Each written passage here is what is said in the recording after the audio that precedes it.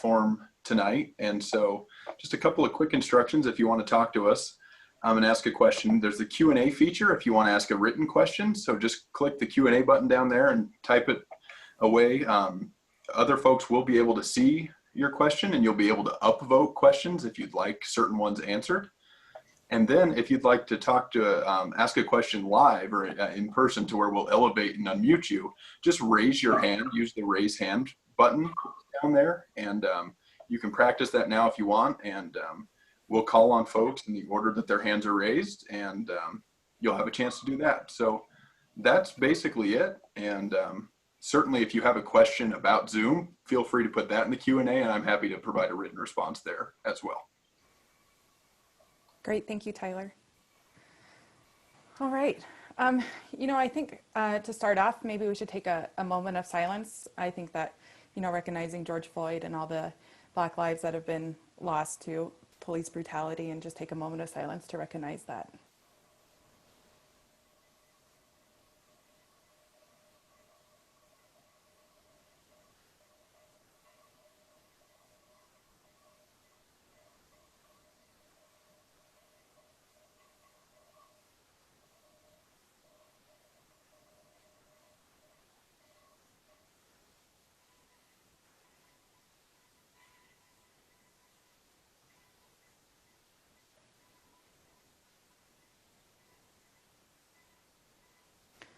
All right, thank you, everyone. I want to thank everyone for coming tonight and joining our listening session. Tonight is really to have questions answered. We have the Chief of Police here with us, and Mayor Pro Tem and myself from City Council, and we're here to listen from you, the community, to hear what your concerns are and what your ideas are, and really learn from you and have an opportunity to have a good discussion.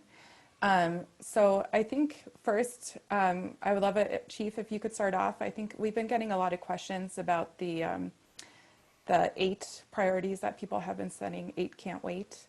And if you could just kind of walk through where we are with that and what you're looking at for the future. Good afternoon. Just a quick sound check. Can you hear me okay? Okay. Thank you, Emily, and appreciate the opportunity to be here today. And engage in this dialogue. I like that it's called a listening session, and that that's what I've been spending a lot of time on recently, is listening. And yeah, the can't wait for 8 is one of the questions that came up. I'm sure we'll get into many other topics as well, but we just launched a transparency page on our website. So I would refer everyone to go there, and it lists each of those 8 criteria. And I'm happy to say that we report on all of those, and we hit on all those. And just some of the notes from those I wanted to hit on was things like the chokehold. Fort Collins Police doesn't train the chokehold. It's not recognized in our policy. It's not something we train on. It's just not a tool or a tactic that we use.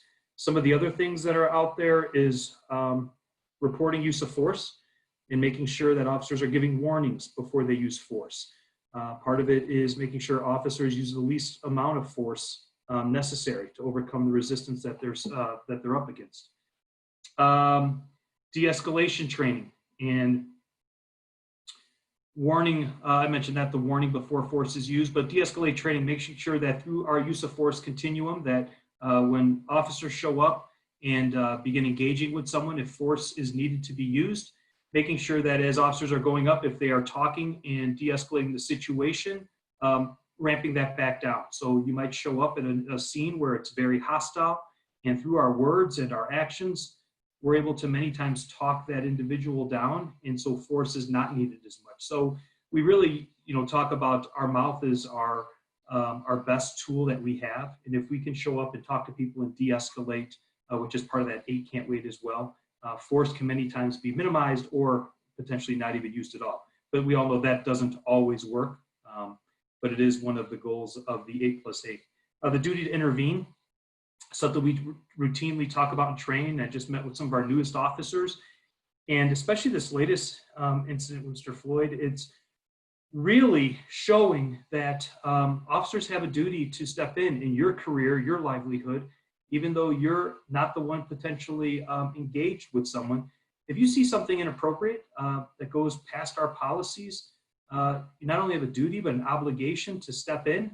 We talk about a transitional thought process, which is officers are always looking at what I'm doing working, and if it's not working, don't keep doing the same thing. Work through that. As part of that engagement as well is making sure that officers, if they see someone, because an officer could be have a very heightened sense if they just fought with someone. If another officer sees that officer is, having he's very still excited, his adrenaline is very high, walk up and tap him on the shoulder and say, I got this. Go ahead, take a break. Let me step in here. So we train our officers to do that as well. I talked about up and down the use of force continuum, the duty to intervene, don't shoot at moving cars. So all of those things that refer people to the actual, there's kind of an illustration that we have that shows we're working on every one of those. We've already got comments. Some people think we should go further on some things or it's not clear enough. So we're taking all of those comments into consideration. And but the good news is there's nothing that we are starting from zero at. We're already thinking about each one of those and have made significant progress in each.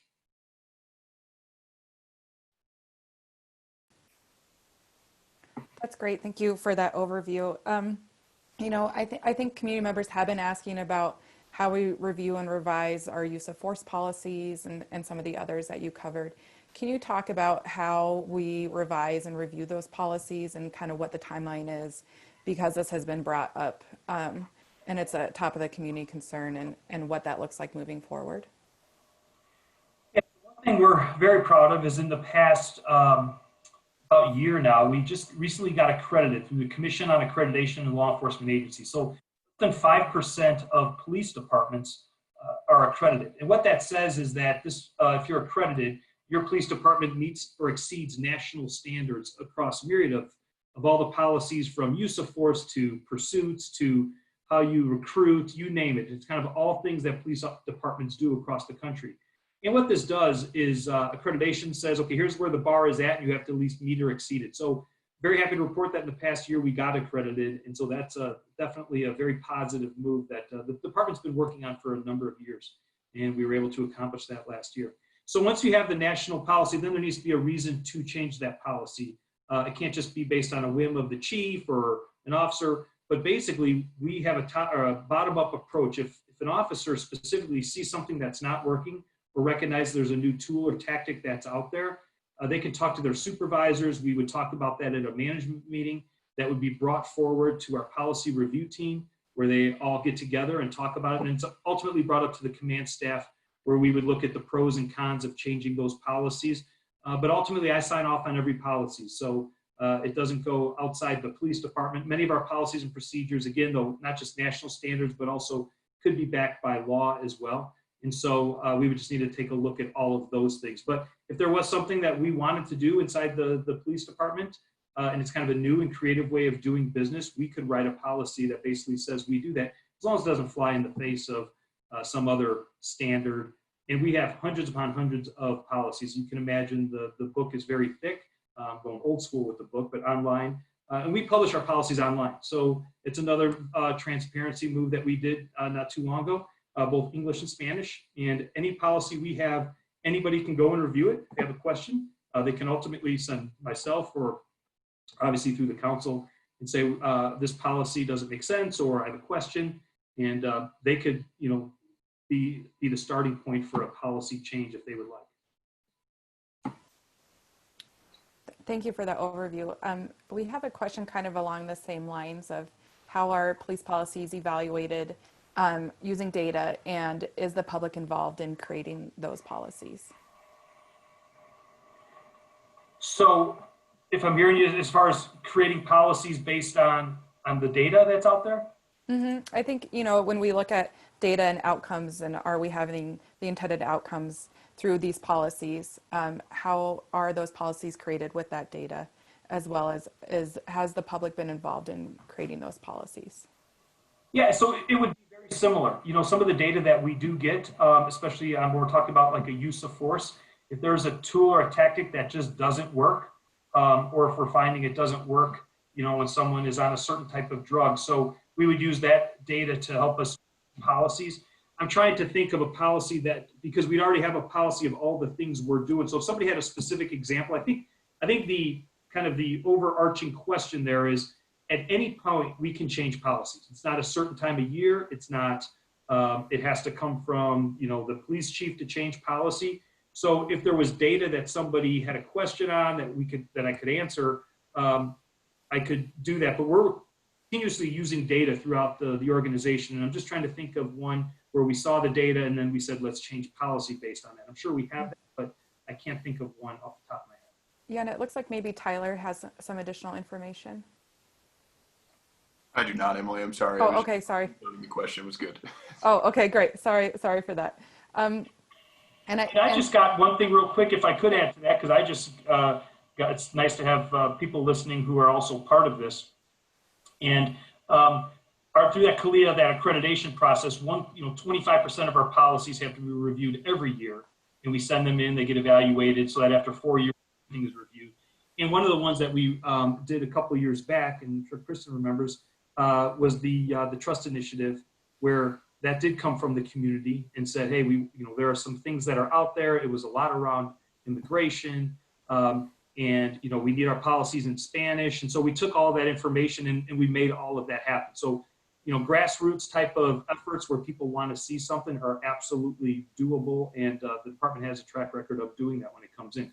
Part of it's just not, we like to have discussions on those things because, as you can imagine, many people have differing opinions on how police should do this. So having those discussions and why we do it a certain way, those are great conversations I would love to have.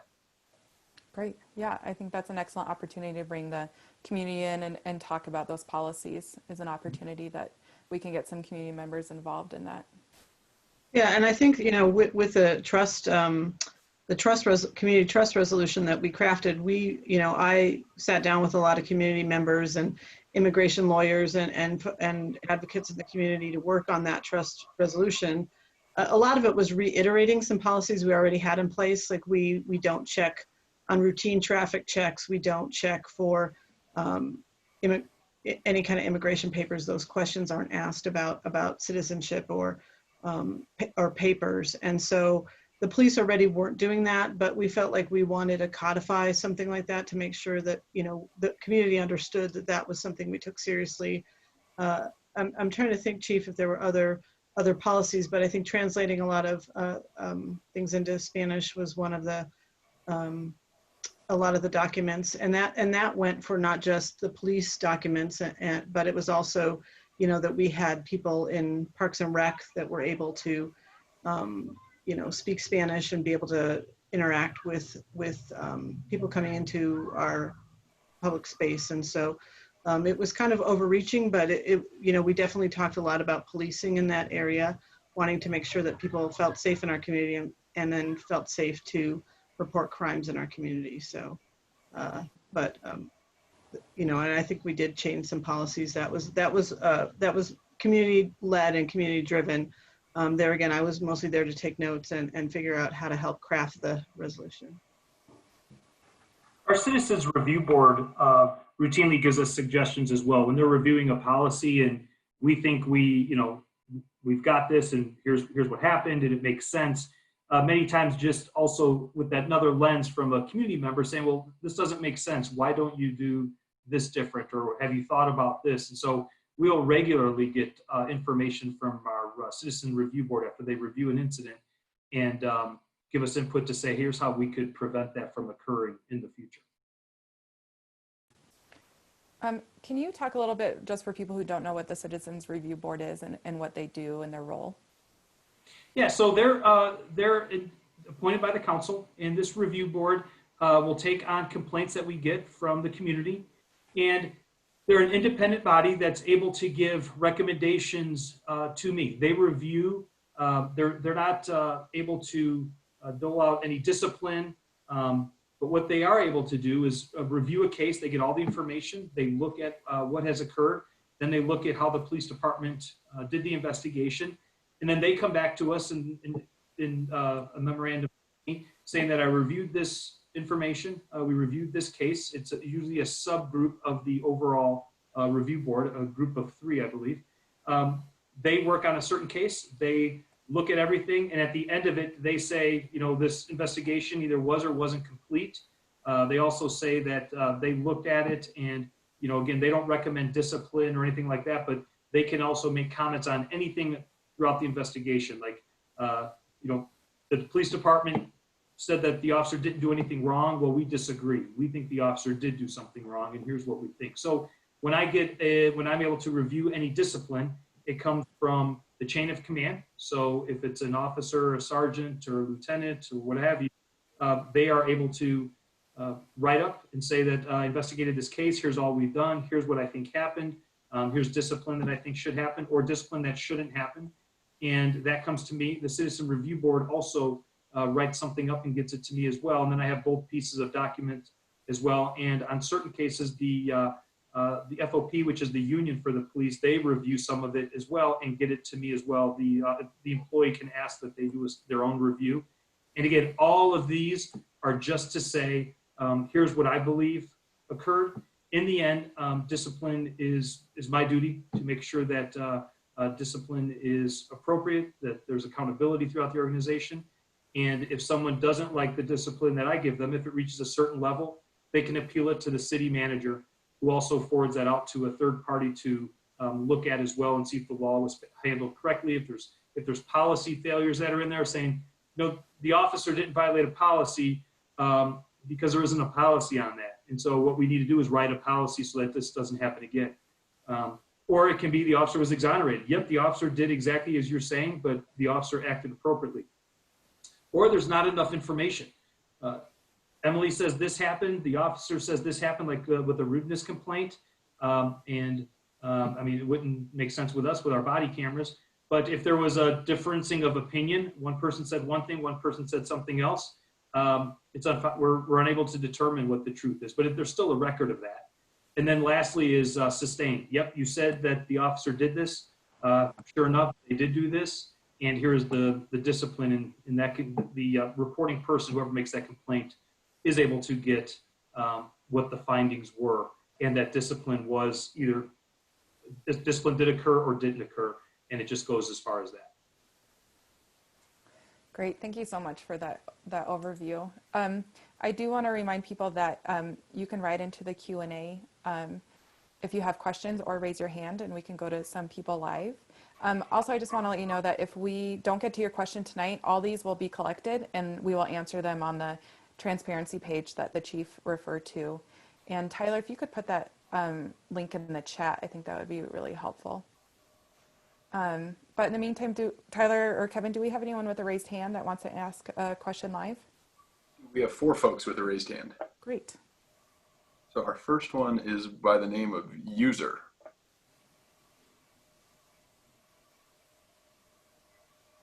So User, you can go ahead and unmute yourself. I've elevated you.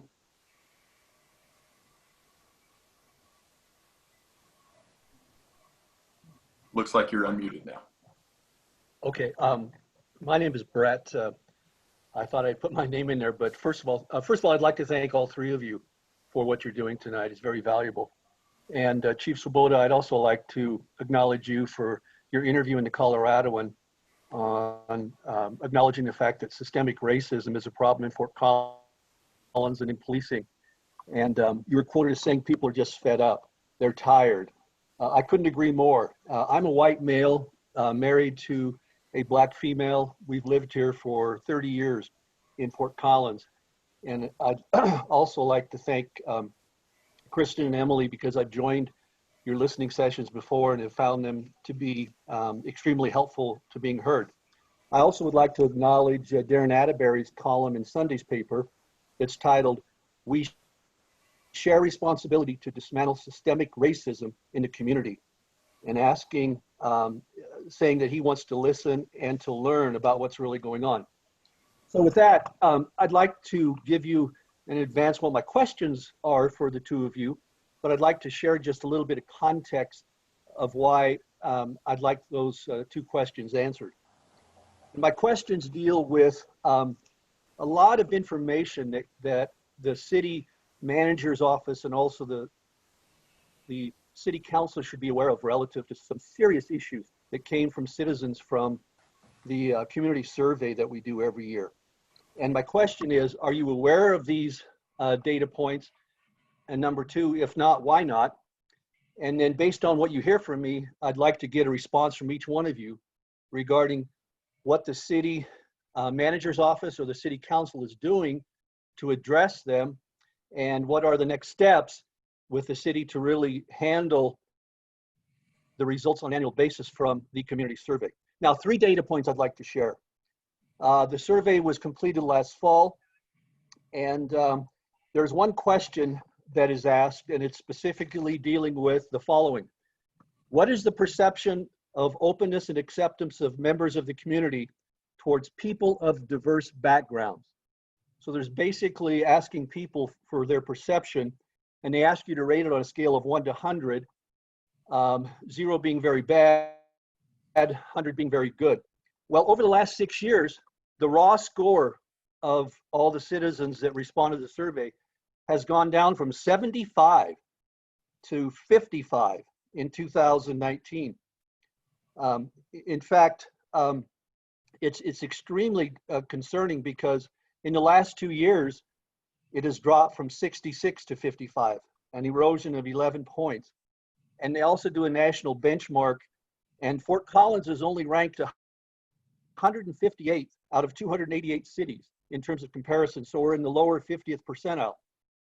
More problematic is the percentage of citizens who perceived that the people who are different are not received as, accepted in the community.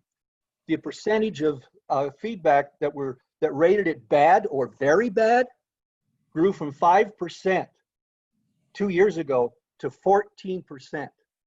Now, just think about that. It's tripled. That's the first data point I'd like to share with you. Are you just aware of the erosion of how citizens in Fort Collins feel about how welcoming and accepting the environment is for people of color and people who are different other than, the majority? The second data point I'd like to share with you, if you go into the details, they also ask for the overall impression of the level of interaction and the quality of support you get from Fort Collins City employees. There is an 18-point difference between white citizens and non-white citizens in terms of the overall impression of the quality of support they get from Fort Collins city employees. The white score is 84, the non-white score is 66. And my third data point, and this is probably the most important one, is in 2018, we had 3 Black people input that was provided to the city survey. The city has about 3,000 Black citizens, and only 3 Black employees feedback were generated through the survey. And that's what I brought up with you both city council members a year ago. And I wanted you to put an emphasis on what can we do to really get the non-white population to be better represented. That's true for not just Black people in Fort Collins, but the whole population of non-white people are severely underrepresented. And I don't want to bore you with all the details, but go look at the data. So, in summary, we have some very serious data already that most of us who are citizens of the environment just aren't aware of the data itself. And in fact, the only visibility that I'm aware of was there was an opinion piece written by Kelly D. Martino, who's an assistant city manager, about 3 months ago, that basically said, well, here's the results. Basically it's good. Yeah, we had one question about level of openness and acceptance. It had a slight decrease, but we're working on it. So it didn't say at all the fact that on the back end, there's a tripling of people who said it's bad or very bad. And let's just go back to that 14%. I mean, the population of Fort Collins is 174,000 based upon the website projected of this year. 14% is 24,360 citizens that say we have, that would rank it as bad or very bad in terms of the perception of openness and acceptance of members of the community towards people of diverse backgrounds.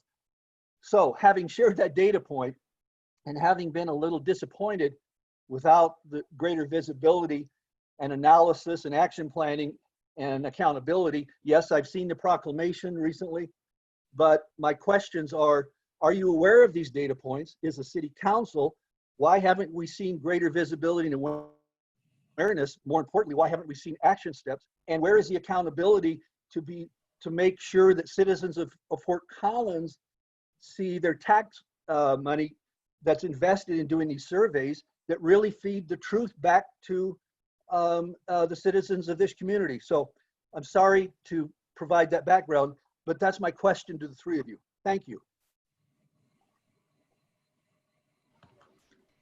I can start, and if that's all right, and then Sure. we'll let everybody else join in.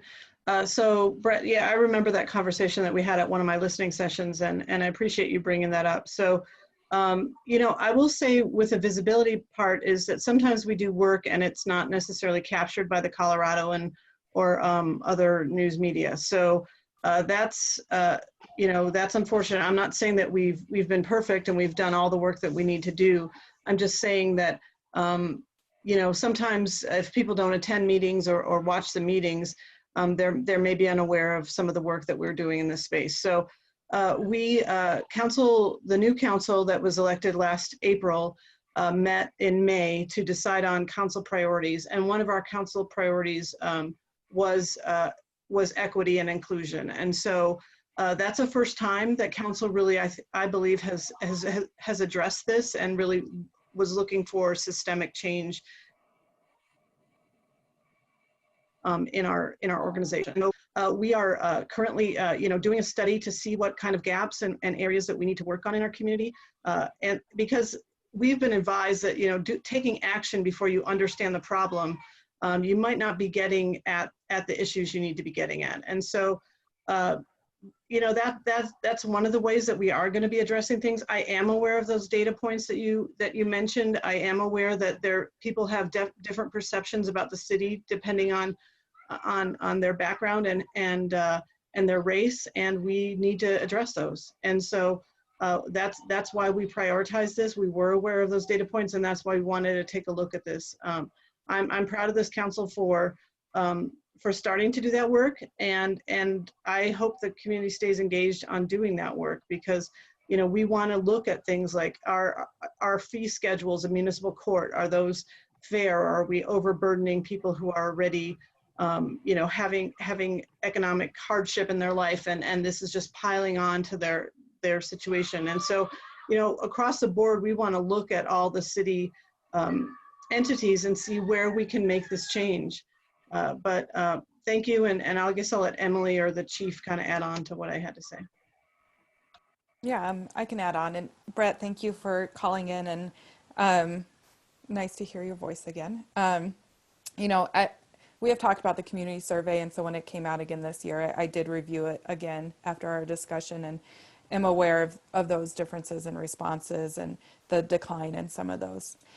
You know, as Kristin said, equity and inclusion was adopted by this council, and you know, I think Kristin and I worked really hard on getting that adopted. And then I think for council, it's taking that a step further and really incorporating it into our master planning and making sure language is in there, because when you think about a council as a governing body, we have to have that foundation of making it a priority. And so for us, and for me, it's step one of we need to get it foundationally a language into the city of addressing equity. I think the city has a really far away, city as an organization and as all of us as a community has a really far way to go with social justice and race issues.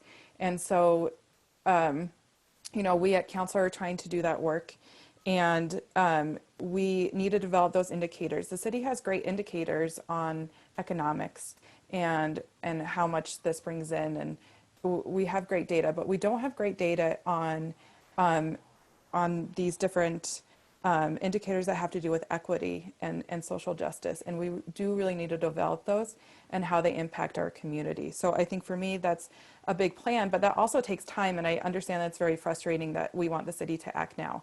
I always want the city to be moving quicker, and so, you know, folding into our master plans, we have our budgeting process coming up soon, and I think a lot of community members and people on this call have questions about probably how Kristin and I see the budget and where we see that money going. You know, before I was elected, I was advocating for more money to be spent on human services and understand that preventative measures are much more effective than treatment measures. And so, you know, we do have a lot of work to do in this space as a whole community. I think your question about how do we get more better representation in those surveys is something that I have been asking a lot of questions about of, you know, a survey is not necessarily the best way to gain insight into what is going on in a community. We really need to change our practices to make sure that we are getting information back in a culturally appropriate way so that we are speaking the language of all of our community members. And so that may not look like a survey for everyone, and it's probably not the best way. So how do we really expand that to get a full picture? For me, having this listening session and then what comes from this is a first step for that. Is for me, I really want to understand what the community wants that are most impacted, and then how do we as a city, as a institution of power, help to make those realities come true. So for me, that's really where I sit, is how do we leverage those resources to help those that are most impacted in our community. So I think, you know, as Kristin said, not everything is covered in the paper, and it's unfortunate that people have to pay attention to city council a lot because some meetings are not that entertaining and some meetings are really great. And so how do we get that information out more about what we're doing and getting that feedback on if we're the right track is a really important question and something that we are still working on. So Chief, if you have anything else to add. You know, I would just add, I had a conversation with someone recently who said, you know, you sometimes see, and I think it's because of the census where this, you know, labels certain people hard to reach community members. And their comment back to me was, you know, I'm not hard to reach, I'm right here. And so it's really about how are we trying to reach people versus, you know, are they really hard to reach, or are we not doing it the right way to reach them? So that would just be my first thought. And my second point, I think it was Brett said, you know, perception of openness, 75 to 55, and then are different people accepted, went from 5 to 14%. You know, there are certain people out there who are not very accepting. And the more I talk with people in this space, you know, the fact that it's gone up, troubling. And that's how citizens are treating each other. So, you know, from the police standpoint or council, there may be some things we can do, but, you know, residents being nicer and more accepting of each other, definitely not, you know, a police type of place. It's a human thing. So, boy, we can solve that. People, you know, respect each other and accept them for who they are. If we solve that problem, we're probably not having this conversation tonight across the board, because everything else would fall into place. So I don't have a good answer as to why people don't respect each other more. Thank you. I just want to go to one of the questions in the Q&A that's moved to the top. And I think it's probably for Kristin and I, asking about the police budget is about $42 million. And are there considerations being made for reallocation to community service for things like mental health and drug abuse, with the conversation, the national conversation of defunding the police? I can start if you want, Kristin. I did kind of allude to it earlier that I've always been a proponent of putting more money towards preventative services and human services. The thing that is important to me is that nationally, this has been a conversation, and I think we need to have this at the Fort Collins level. I personally am very supportive of the Obama's Mayor Challenge, of bringing in, reviewing, revising, bringing in people to have that conversation and having that conversation about where do we prioritize, what do we want to fund, and really making that a conversation, because it shouldn't be just me that's making that conversation and that decision. And so I would really like to have that full conversation of what people would like to see, and then move forward with how do we reform and adopt that. So that would be my priority, and I hope I answered your question. And then Kristin, if you have anything to add. Sure. So, I mean, the good thing is this is a budget year, so it's a great year time to be having this conversation. So, and we will be seeing a budget come out, a recommended budget from the city manager. My understanding is by Labor Day, so kind of end of August, beginning of September. And council usually adopts a budget in November. So between August and November, we have a lot of opportunities to talk about what we want to see in that budget and if we want to make changes to the recommended budget. And we do that we've traditionally done the budgeting every 2 years. This year being a year that we have the COVID situation and there's some uncertainties about the budget and tax revenues being lower, we are going to a yearly budget. So the budget that we'll be adopting in November will just be for 2021. But we have always taken input on our budget, and we intend to do that as well. And I think Emily and I were talking earlier today, and we thought, you know, even before the city manager's budget comes out, let's have some conversations about what we want to see in that budget, and then really continue those conversations until we're ready to adopt that in November. So we have always had the ability as council members, we do a process called budgeting for outcomes. So we're not necessarily saying, you know, hey, police, here's $42 million. We're looking at the outcomes we want to see in our community. And so I think it's really good to have this conversation about where we want to spend our money. I mean, people always say where you spend your money is, you know, that shows where your values are. And so I believe there are opportunities to fund things in a different way. I've always been an advocate for more money going to nonprofits in our community, going to social sustainability, human services in our community, and have advocated and gotten, you know, I mean, I want to say then last budget we had $150,000 or $200,000 more dollars added because we made that change in the budget. So we can move things around, and I think it'd be great to have a community, kind of a budgeting 101 kind of classes or something that lets the community understand how that process works, because it's not unlike the budget you have at your home. You know, you move things up and you move things down. So, you know, we want to fund a park to the tune of $50,000. We've got to spend $50,000 less than in another area. And so, but I think it'd be great to have some community dialogue and conversations around what we can do with the budget. You know, there's certain things that people have asked, I know, with the defunding kind of concept. And first of all, when we talk about defunding, we're not necessarily talking about eliminating the police, but we're talking about how can monies be spent differently. So, and so I think that there are opportunities. I mean, the money wouldn't go into schools. So, you know, I think that there'd be some good for us to get some grounding on where the money could go to. Like, we don't fund the schools. They're funded through their own mechanism. And could some go to mental health? They could certainly go to providers in the community, nonprofit providers that are providing mental health services already.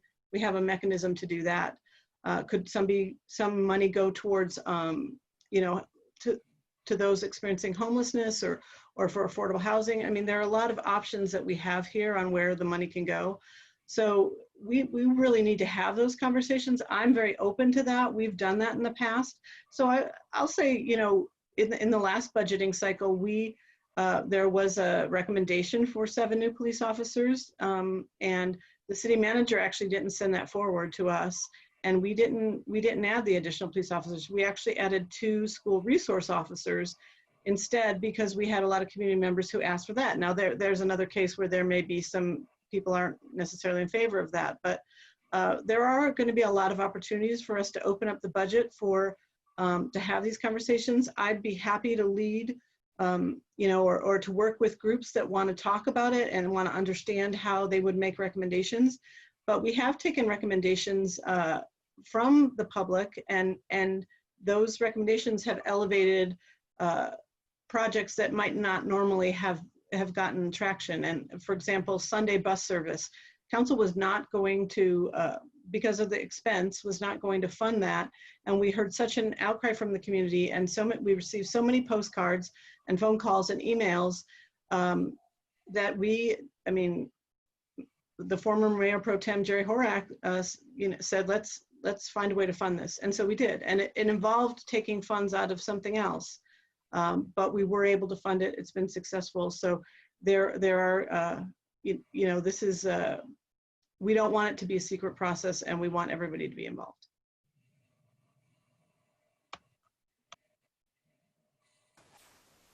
Thank you. Tyler, do we have another hand raised for a live question? We do. I'm going to go to KH and EP. Great. I believe you're unmuted. Okay. Hi, my name is Carly. I use she, her pronouns. I'm a community member as well as a staff member at CSU and a CSU alumni. My kind of direction is towards Chief Swoboda, excuse me. You said during the peaceful protest on June 2nd, while standing on a table with a megaphone, that the Fort Collins Police Department hears you. Quote, "You are welcome at our police department every day."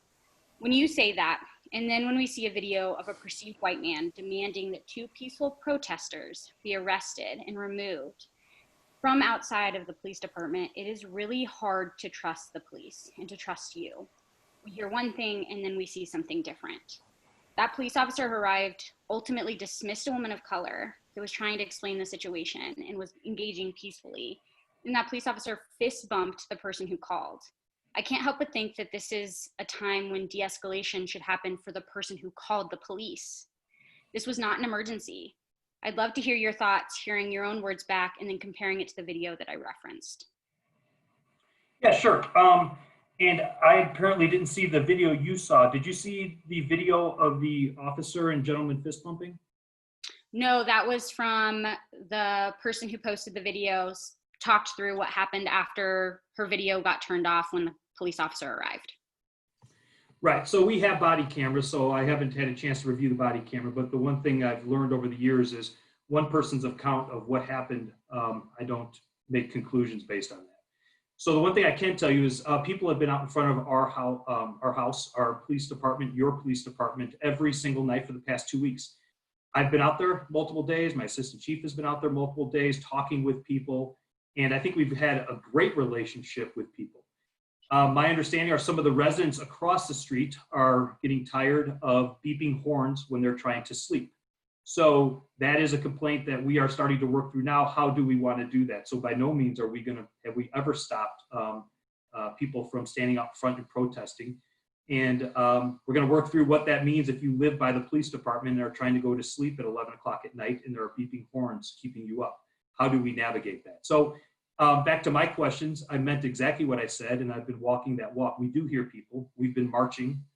We are listening to people. We are at a spot right now where we are continuously looking at our policies and procedures. And many times when we hear platitudes of, whatever about the police, what we do is engage in real life conversation. So in this one, I don't have enough facts to say exactly what happened as far as, you're taking her word that there was a fist bump or that we did something inappropriate. Because I don't know that that's the case. I'm very proud of the way our officers have been acting every single day. Fort Collins is an extremely professional police department. And so my words still stand as the day that I said them. I stand with protesters. I want to end police brutality. I want to end racism. I'm not going to condone it in the police department. And when people show me that there is, when people have issues, if even something that you just said or is posted online, it'll be investigated, and if we find out officers acting inappropriately, they'll be held accountable. But I'm not going to jump to that when I see many things said on social media that are just completely not true.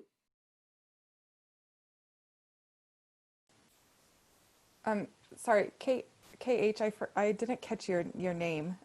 Yeah, it's Carly. Oh, thank you, Carly.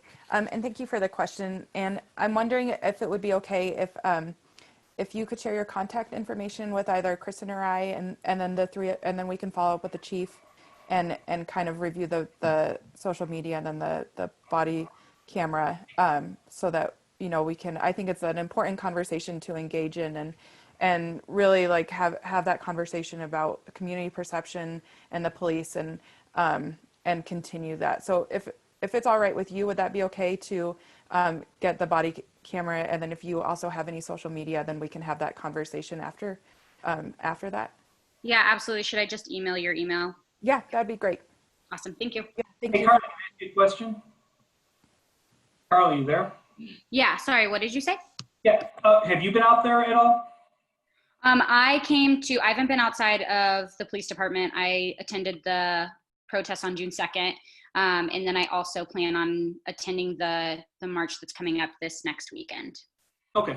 Yeah, if you want to stop by the police department, it's a very festive group out there and everyone is getting along. Police officers are talking with people who are out there. So yeah, I mean, social media is one way to get your information, and the other way is to actually go out and see what's going on, because it's a very well-behaved crowd, and the police department's having a great time talking with people. So.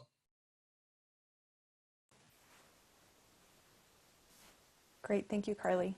One of the questions that now come to the top is, what is the current demographic makeup of officers in Fort Collins by racial presentation? Chief, do you have that information on hand? Yeah, I do.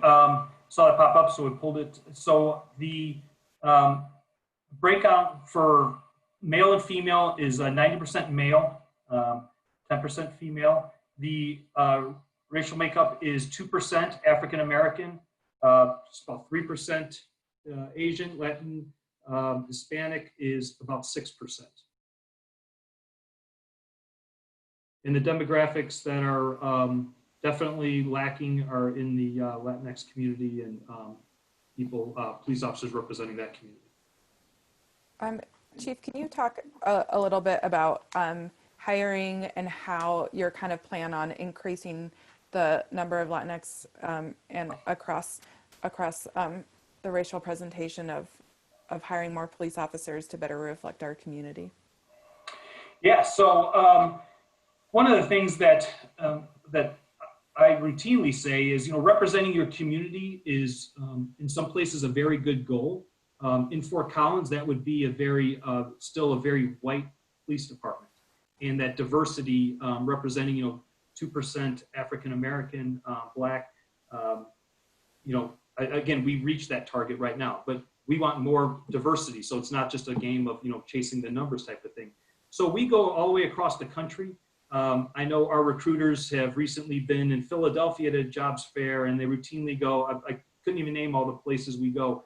Our recruiting is everywhere, everywhere and anywhere. And so one of the things that I like to talk with people about is, obviously we can't just make people want to be police officers. So if people out there know someone who wants to be a police officer, regardless of the race they are, or male, female, whatever that may be, we are accepting applications. And I know we have to do a better job being more open and getting people to want to be police officers, but that's really where we need the community's help. Where are the schools we can go to? CSU has been a great place for us to recruit, especially their athletic department. People are already used to being a part of a team. It's a very diverse group. But if there are other ones that are out there, job fairs that we're missing, we just need some help, because my goal would to be an extremely diverse police department. Again, not even match the community, but be even more diverse than our community, because again, matching the community is kind of a low bar in Fort Collins, quite honestly, with diversity. So that's not really pushing the envelope here. So just so people understand what it takes, you have to be 21 years old. You have to have a driver's license. You have to have 60 or 90 hours, depending if you're doing quarters or semesters, basically an associate's degree. You have to be here legally. It doesn't say United States citizen. It says you have to be here legally. And from there, it's a written test. It is a oral board interviewed by other people inside the police department, which we are looking at how do we expand that to bring in the community. It's one of the things I heard loud and clear is the community would like more of a say of who our police officers are. It's just a matter of how do we do that. So that is one of the things when people will say, what are you working on? What has opened your eyes? To get the community involved, I think would be a great thing. It's just a matter of right now, if we ask who wants to help us hire police officers, we probably have 5,000 people who want to do the interviews. And so that would be a long interview. So we're trying to figure out how do we go about that. And part of it's a youth advisory committee that we've talked about, but back to the requirements. So once you take the written test and you pass, there's a physical ability test. You have to be able to run a mile in a certain amount of time, bench, your body weight, all these that are online. You have to be able to do a sit and reach to show flexibility and some other things. But once you pass those couple things, we bring you in and there's a psychological test. Once you get past all of that and we do a background test, if they're police officers from other communities, we go out and do ride-alongs. We talk with the community of the department that they are currently at. And we come back and then they are ultimately offered a job, and there's a medical screening that needs to be taking place, a voice stress analyzer, which is kind of like a lie detector, but it measures your voice. And in the end, if you get through all those hoops, then we hire people.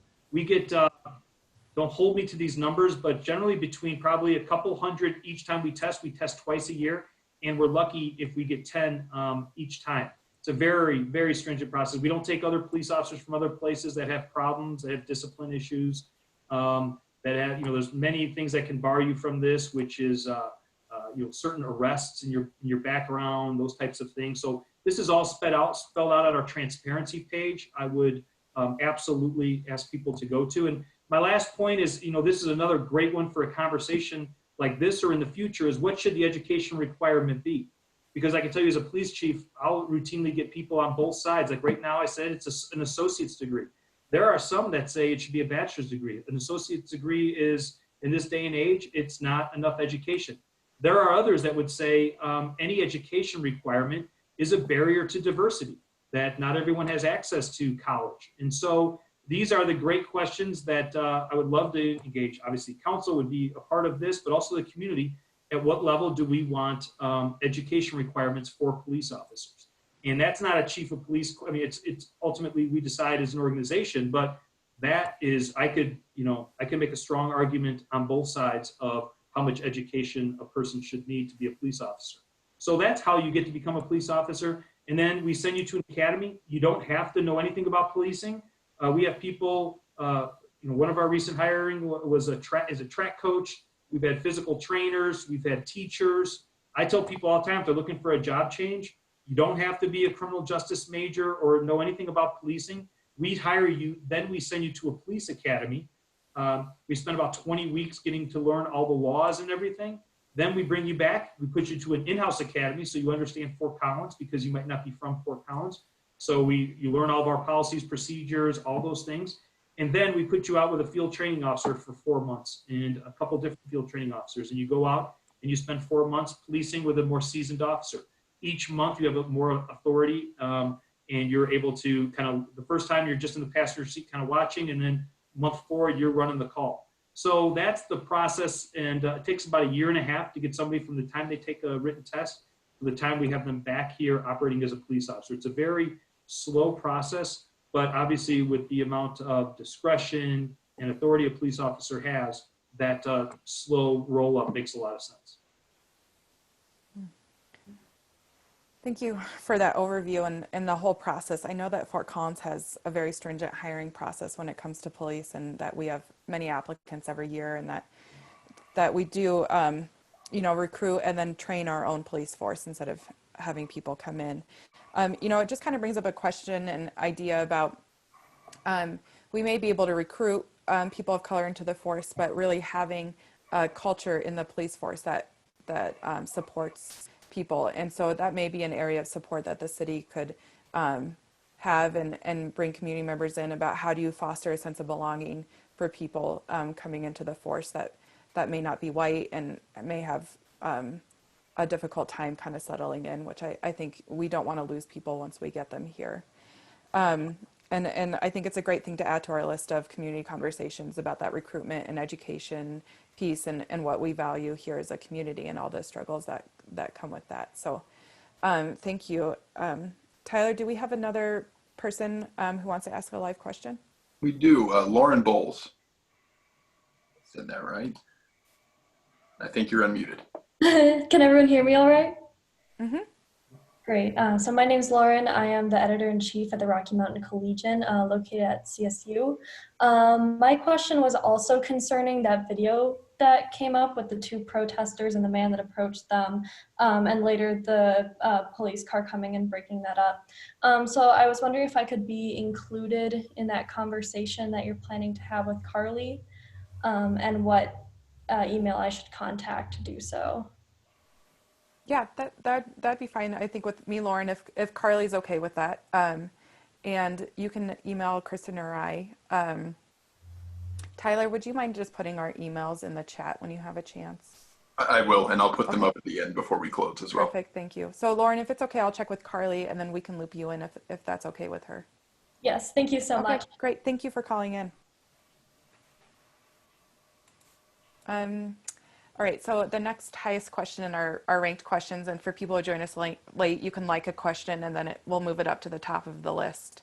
so we can kind of prioritize these questions, is that question about the ethnic and racial breakdown for arrest and incarceration in Fort Collins. And Chief, I'm not sure if you have that on hand. And if you don't, maybe could you talk a little bit about the county responsibility and the city responsibility and what those shared responsibilities look like? Because I think sometimes there's an assumption that Fort Collins arrests everyone in the area, and that's not necessarily the case. Yeah, so obviously the county is responsible for those areas that are outside Fort Collins proper, and part of that's run by the sheriff, and then the city of Fort Collins Police Department, and that's run by the police chief. And Sheriff Smith is responsible for the jail, which is a big part of his job. And there's a variety of things that sheriffs are responsible for in Colorado, but and also patrolling and responding to calls for service that are outside the city limits. As far as, and yes, we can get those breakdowns, and then maybe we can put it on our transparency page if it's not already there. I don't know. Kate, the person who runs our social media, has been adding things even before we started here tonight. Just before I got an update that our SRO's information on the school resource officers was updated just this afternoon. So we're constantly adding to it. So I don't have the breakdown handy, but people, if they're committing crimes, if they're low-level crimes, they might just get a ticket and be told to show up in court. Other people are physically arrested. They're put in handcuffs and they're brought down to the jail to be booked and pictured and fingerprint. And then if there's a bond, they can produce their bond, or if they're held until they go to see a judge the next day. So that both of us, the sheriff's office and the police department, make arrests routinely. I apologize, I don't have the breakdown, but would gladly put that up once we get it. Okay, great. So Joyce, who you submitted that question, that transparency page, which is the first link in the chat, is where we'll be posting all the information we don't have tonight. So if you keep an eye on that, we can have that racial breakdown more in there. Can I just add something to? Yeah. So I'm sorry to jump in, but I mean, I think that in looking at our own policies, we also really want to look at some policies that we can affect at the county and federal and state levels. So we understand that there's some really big questions and really important questions about criminal justice reform in general, and that we don't deal with at the city level. And we want to take those seriously. And so I think we'll be looking, our legislative committee will be looking at how we can influence those leaders in other positions and other jurisdictions on doing this work. So, I think we're committed to, I know there's questions about, people sitting in jail because they don't have the money to pay bail. So that they're, we're just, I'm very concerned about those questions as well. And so we want to see, we talk regularly to our Congress representatives in Congress. We talk regularly to our state representatives. So, we will advocate that they make the change that we want to see in our communities as well, because there's some serious reforms that need to happen across the board. If I could just add too, and dealing with the data there, the data is not always great. Race is something that's on government IDs. Ethnicity is not. And so many times you're dealing with what is the perception. And we talk with our officers, we don't ask people what their ethnicity is. That then can come across very much, why are you asking? Are you arresting me because of this? So when you're dealing with the ethnicity, race on government ID can figure that out, can check that box very easily. Ethnicity, not so much. Great, thank you for clarifying that. Tyler, do we have another live question? We do. I'm going to go to Mike Prusnick. Thank you.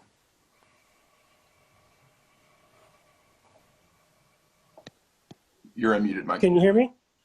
Yep. Yeah, okay. So the paper had this statement that students were asking for people to be expelled for racism. That kind of inspired me to ask this kind of question.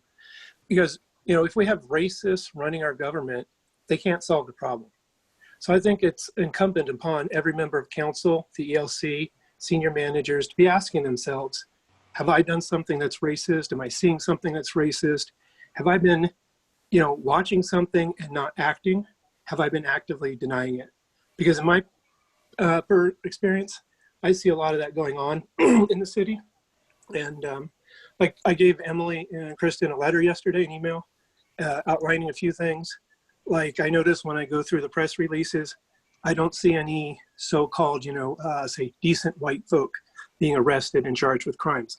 All I see is, I don't know what the name is, but, people of color, people of homelessness, people who are generally in the news for bad things. So what that does after you're sitting in town for 5 years, seeing nothing but this message of people who look like council doing good and people who look like this other stuff doing bad, when you end up in a jury, what do you think that average juror is going to do? They're already predetermined to make a decision based on what they've been inundated with. And we need to do a lot better job. And, the question is, why are not, we know white people are committing crimes. We know that a council member cheated in the election. She got caught. How come her picture isn't up there? How come no one knows about this except a select few people? And we need to solve this problem, because as long as we have the entire city council protecting this crooked government, and I greatly appreciate what the chief said about his people and if they don't speak up. And the point though is that what happens when he finds somebody, right? I mean, he had the courage to report his boss's boss for a crime. And I appreciate that. That's great. That you earn my trust doing that. But then the city judge, the city attorney, and the city council essentially vetoed you. We're not going to solve the problem when we have our leaders more interested in image than solving the problem. And so my question, primarily to Emily and Kristin, what actions are you going to take? Not statements. What actions are you going to take to start solving this problem right now? Thank you.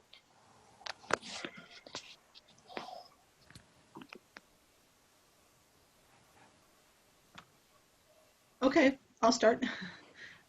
So you're talking about an election violation that was committed by one of a person that was running for office last time. That was in the papers, as far as I know. It was settled in court. I don't have a lot to say about how that went down. I didn't, it was not handled in our court system because of feeling like it could be prejudiced by being heard in our community. So I believe it was heard in Greeley, is my understanding. That case was settled and it was reported, as far as I know. If we're, Mike, I'm not sure what actions you're taking, you're talking about, if you're talking about white collar crime or something like that. I do think that's definitely, people have different sentences because they're white. And I won't admit that I know everything about this topic, and I won't admit that I don't have things to learn, because I absolutely do. I don't. This is why we're having a conversation here. Is we want you to help us solve these problems. We want a community-led solutions to the problems that we're seeing in our community. I can help figure out how to get ordinances written and how to work with you and do that work. But some of the work I want to see is I want to see what people want to see, what they're, and some of the issues that you're talking about. Sure, we need to have, strengthen our anti-bias education, I think, across the board within the city. I think that would be a great place to start. The police officers do that. Maybe we need more of that. People on council have done some training, probably need more of that. People, within the city government also have training, but maybe need more of that. So I don't think anybody's saying that we're perfect or that we know how to do this. But we do need help from the community to figure out these solutions. Some of the problems that you're talking about are really fundamental problems with our criminal justice system. Is it's sentencing. So if a white person gets that does a white collar crime gets sentenced to 2 months in jail, and maybe a person of color who does something that's I don't know what the situation was, but what would seem like a lesser offense and gets 2 years in prison. So these are societal things we definitely need to work on, for sure. If you have specific instances, I would be obviously happy to explore those. of people that you think are currently committing crimes within our organization. And, you know, certainly would be open to hearing what those are. But I think you're right. I mean, there are inequalities in our system as it exists. We need to fix those. I am definitely working on examining my own thought patterns and trying to educate myself on being anti-racist. That's important to me, but I'm not perfect, and our city isn't either. But please let us know, and to everyone who's listening, let us know if there are instances that you feel like things haven't been prosecuted, and that people have gotten away with things. I think we would like to hear about those incidences. Yeah, thanks for the question, Mike. You know, for me, as a white person of privilege, there's always work to do and always work to learn. And some of those biases are really rooted deep in our culture and will be a lifelong for all of us. And so, of course, there's always continual things to be doing. You know, and as Kristin alluded to, the sentencing differences, I think that's definitely an area of outcome that we can look at and do more research into those differences to get a better understanding of what's happening in Fort Collins to make a better picture. You know, for me, for what actions am I specifically doing, I've dedicated my profession and now counsel on working on social justice and equitable opportunities for everyone to have a good quality of life. And so for me, it's been a very long process and still working on this. And, you know, as Kristin said, we do really want a community-led process in this area. It hasn't worked, and it shouldn't be this way, that a group of white people are determining what's the best solution for people of color. This is why we want people of color to come to the table and help tell us what is the best solution for their community. And then as us, it's our job to elevate those voices and then leverage our power to make that happen. And I feel like that's our duty, is to help elevate and lift those people up and make sure that they have a equal quality of life as anyone else in our city. And so this process of bringing people together and really helping us create solution is something I'm committed to, and it's not just something I talk about and something I lead through my career and daily. And so I think everyone, in the city, we have a lot of work to do. If I could just jump in and I really want to say thank you to Emily and Kristin for doing this tonight. They were the ones that asked me to come in on this, and so I really want to say thank you. I think what we all, in my opinion, if I was going to give the standard police chief response, it would be I wrote some policies and I did some training to my officers. I think what we're experiencing right now in this moment in time is that everyone with deeper reflection, thinking about how they own a piece of this puzzle. But at the same time, let's not overgeneralize either. Suggestions that Fort Collins police officers only arrest people of color or treat people differently on every call, I mean, that gets us nowhere. That's the same rhetoric that will cause then there to be this. Are there things we need to work on? Absolutely. Does it occur from time to time? I'm sure. We need help identifying where it occurs. What are the processes? Are we a part of this? Because our system is set up that way inside the police department, not sentencing. That has nothing to do with the police department.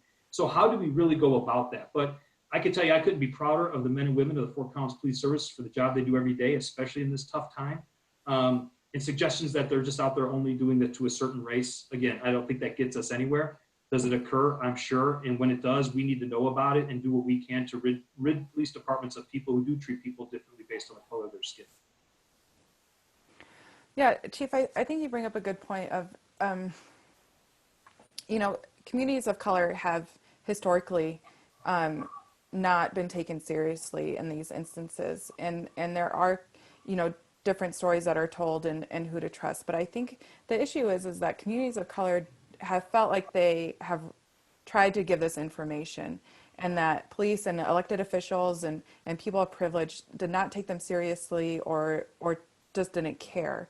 And so I think that part of the process that I'm working on is not always putting it on a person of color to elevate that issue to me because of the mistrust, the historical mistrust and social injustice that has come from that. And so I think a really important conversation that we need to have as council and with the community is how do we, A, gain that trust, B, not put the burden on a person of color, and really make sure that we are having equitable outcomes for everyone. And so, you know, I don't think it's an answer we have right now, but I think it's definitely something we need to strive for, of we need to build relationships with people who have been disenfranchised by the system so that they can feel like they can come forward and let us know and be part of that solution. And so I think that's a big concern for people who are working in this space. And so I think it's a really good opportunity for us to learn in that area. Yeah, and let me just, I couldn't agree more. And so, you know, what are we specifically doing is exactly what we're doing here tonight, but then reaching out and then looking for advocates around who do have trust and can bring those people forward that have been, you know, harmed in the past. You know, police department doesn't have a proud history with, you know, how we treated people of color. So I get that. And so that's why we're having these conversations. But what I'm saying is that comes through reflection, that comes through dialogue with people, gaining trust, which is going to take a long time.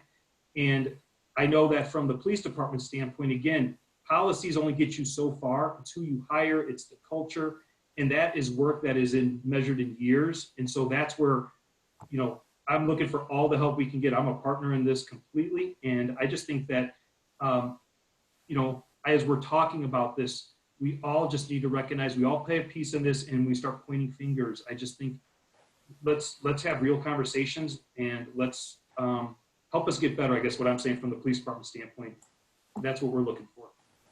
Yeah, thank you. And thank you for, you know, participating and being part of these conversations. In one of the written, in the next highest prioritized question is a very lengthy question, so I won't read it all. And I'm not sure that, Chief, we have the data here, but it's about the co-response program and what percentage of calls do you deal with that have a mental health issue. Do you have that kind of data on hand? Are you able to answer this question? Or would you like to be able to answer on that transparency page? Well, we'll put the specifics up on a transparency page, but whoever asked that, yes, you know, this is another example of where police departments have to step up and do more because budgets are cut for things like mental health. And so our police officers are the ones who are responding to people in crisis. And so, yes, we have a co-responder program. And many people would say, why are the police dealing, you know, with people in crisis, and others should do that? And we say, yes, fund that and get us some help out there, because police officers aren't the ones who should be doing that alone as we do now. So we partnered with mental health professionals, and we have a team right now, and then a UC Health pushed it a step further and actually partnered our co-responder with a community paramedic. So when a person's in crisis, they show up with an officer. They're out there, they're available for call. And when a person's in crisis, the co-responder can help an officer get to a successful resolution where, you know, force isn't used. And then even after it's done, we're able to get that person the help they need. And so that's, you know, they can help get the person, this person needs to go see this type of doctor. And so we can help get that accomplished. And then the second part, which I think is one of the most successful, is when they're not on the call, they reach back out to people. And so then when the person's not in crisis, they can say, hey, how are you doing? The community paramedic can, you know, take the blood pressure and say, are you taking your medicines? How are you feeling? So that we don't wait for them to go into crisis again, and then the police are called, and then we try to work through that. So co-responder is a great program. I would love for it to be expanded. We actually have openings right now if there are people in the mental health field who want to be a co-responder. But as we talk about, you know, defunding police or spending money on other things, there are programs that the police have done, quite honestly, because they've been defunded across the board for mental health from many other avenues. And so the police, because we're the ones dealing with people when in crisis, stepped up with this co-responder program that's been very successful.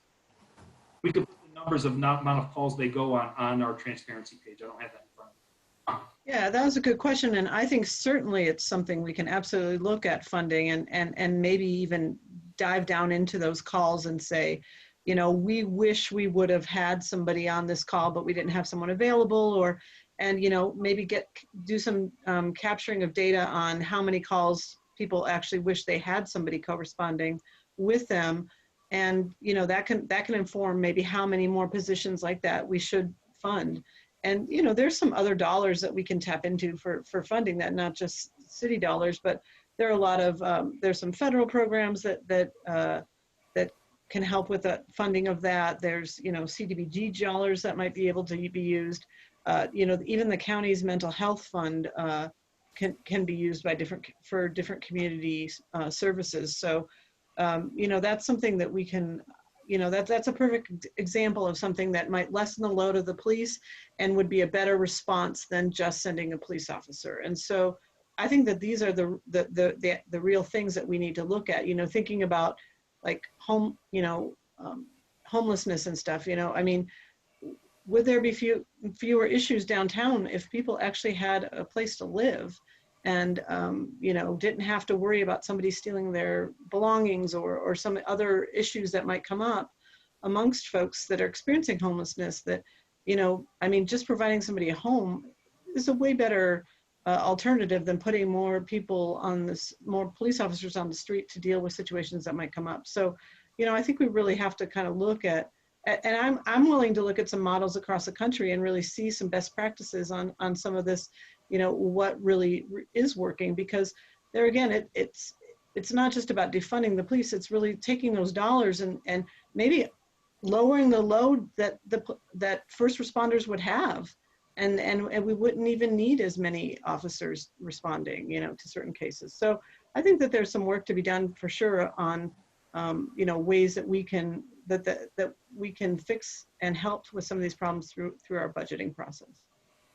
Yeah, and if I could just add in, yes, as we're looking at that, that would be great information to have a discussion about, because when you just look at it, you know, from can we have the police not go and have, you know, mental health professional go?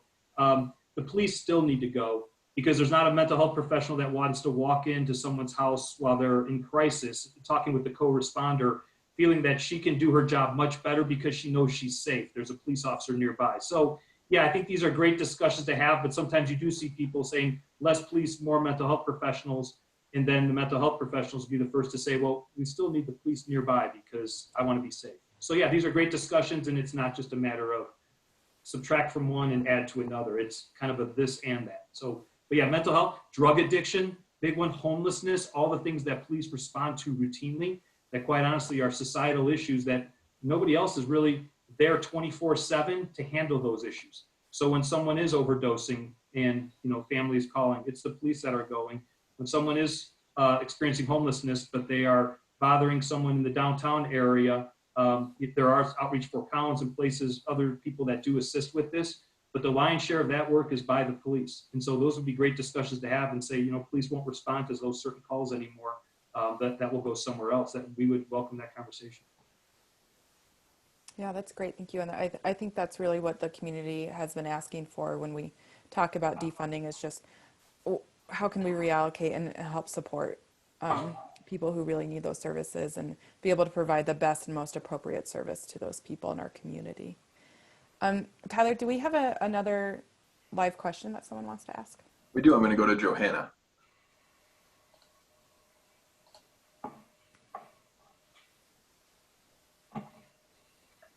Hi, Chief. Hey, Johanna. Kristin. Hi, Emily. I think I raised my hand by mistake, so I apologize for that. But I did have a question. So one of the things that I have always talked about when the city have listening sessions is we tend to hear about how everything is great and everything is awesome and all the things that are happening. So my question is what is not happening? What are the things that you think are the biggest issues right now that has to do specifically with diversity, equity, and inclusion, including the fact that all city council members are white and all the people who are at the highest level of powers within the city are white, even though the strategic plan have called for diversifying the highest levels of power within the city for years.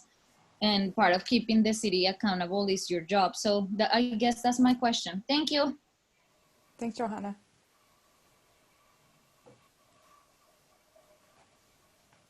Sure. So, you know, I mean, we often see these, you know, like kind of power structures where white folks are, you know, are serving in government roles, and we need to change that. You know, we need to make sure that we're opening positions within city government and elected officials that we're electing people of color, and that we're doing, you know, better work on that. And I think there's several ways that we can do that. You know, I'm certainly committed, Johanna, to talking to, you know, the city manager about hiring processes and really getting a deeper, going a little deeper on why we don't have more people of color in positions within the city. You know, I always have offered my services to help people run for office, because I think it's really important that our elected officials look like our community and our police. And the question about the demographic makeup of our police force is the same. I think our police force should look like our city. And so, you know, I don't have a super easy answer for you on this. But I will be having those conversations with the city manager and the HR department at the city. I would encourage people of color, if anybody has questions about how to run for office, that's kind of one of my favorite things to talk about. So I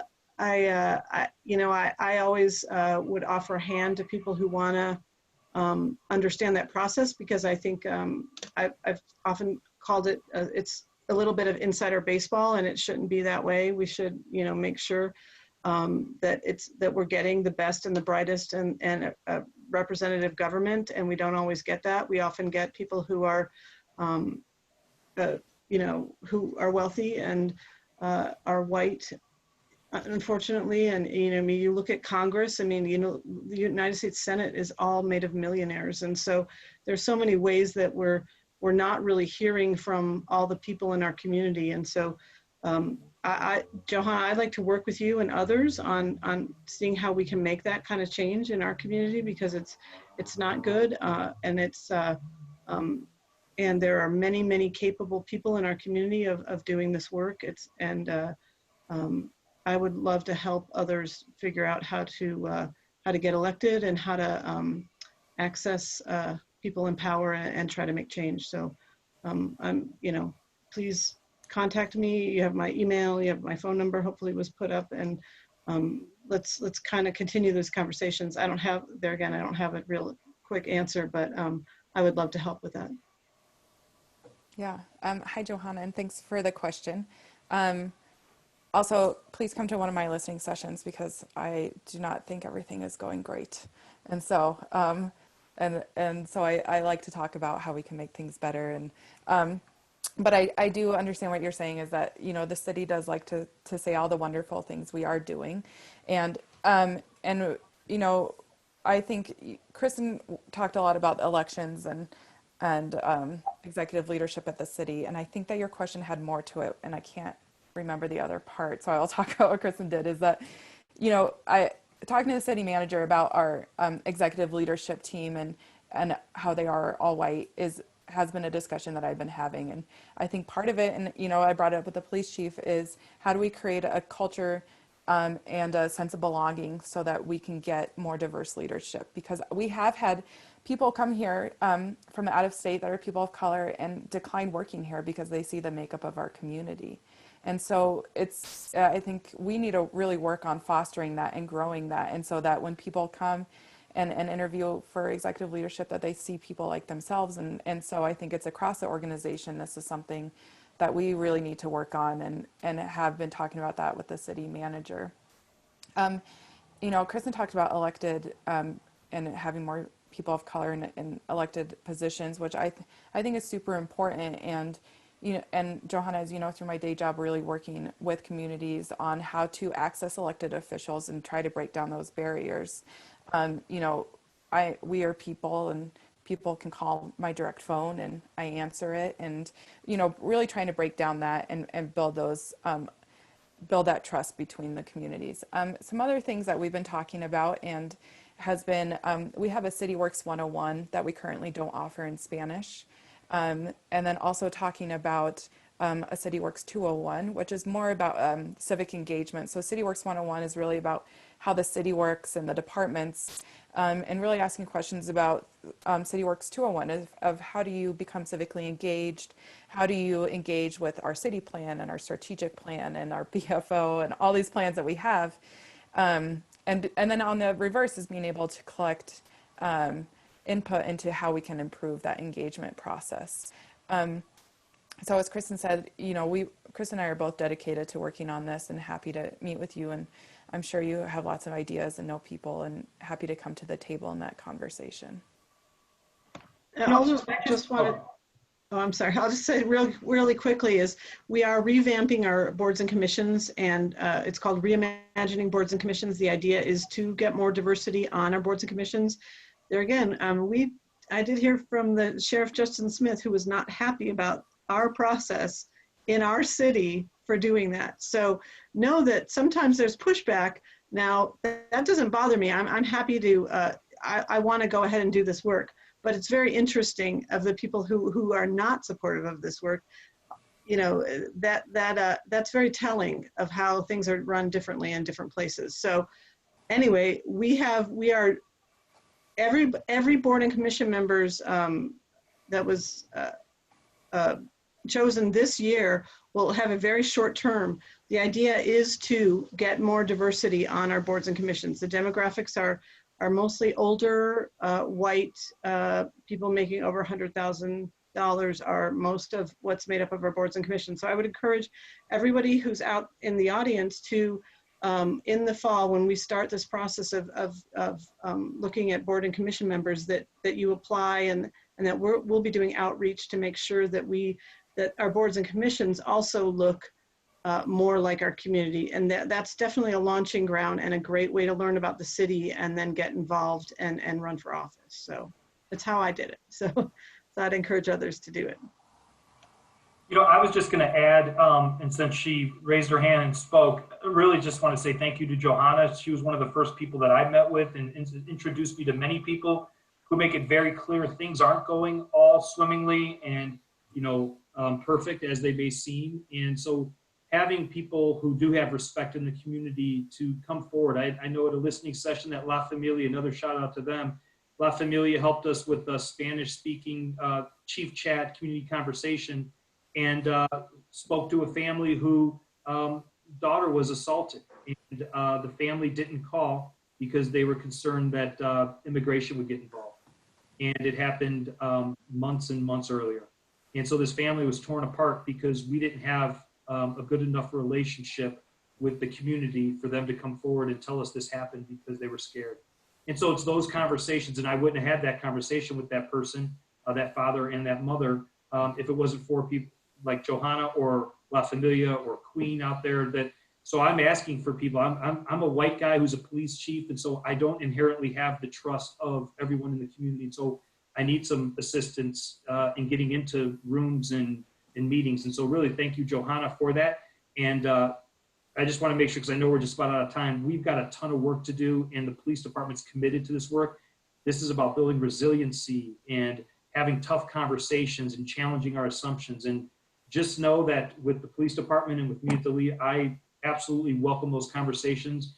And I know we need to do better and we can do better, but we just need help identifying where that's at. So thanks. Yeah, thank you, Chief. And I think that kind of tees us off for our closing. And before everyone leaves, would really like to hear from you what you would like to see from the three. I think the three of us are very committed to continuing this work and this conversation and what you would like to see next. So I think we have a poll of what kind of where you would like us to go from now. So could we get that poll put up before everyone logs off?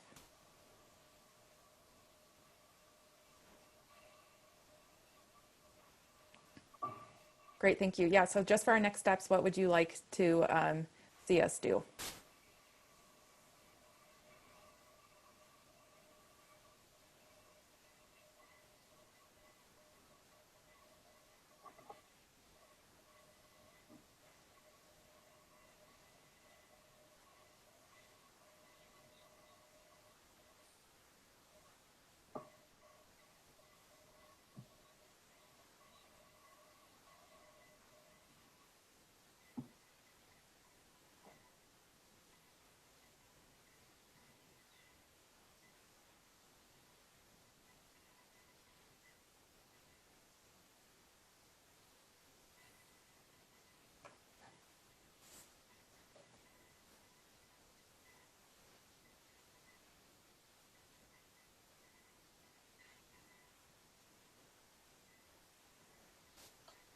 those results get tabulated automatically and we'll, Yep. I'm gonna, okay. Just for the folks that are listening. there you go. So now folks should be able to see the results, I think. All right, looks like we have some good work cut out for us. So I think, we'll come back and talk about how to tackle this, and would really love to start getting input from people and learning how we can do that. And so we will come out with some next steps around that. If your question wasn't answered, now we have up to 90 questions. We will work on getting those on the police transparency page and doing the best to get those answered quickly. So thank you everyone for spending your Wednesday night with us, and we look forward to seeing you again shortly. Yeah, thank you everyone. And please feel free to reach out if you have a question that you just want to pose to one of us.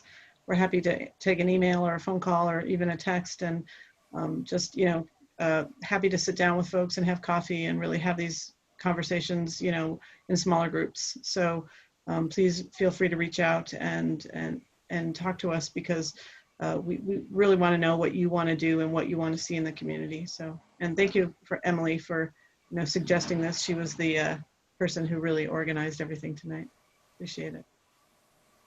Great, thank you. Thank you from me as well, and appreciated the two of you setting this up. Thank you. Great, thank you so much, everyone. All right, good night. Good night, everyone. Good night, Fort Collins.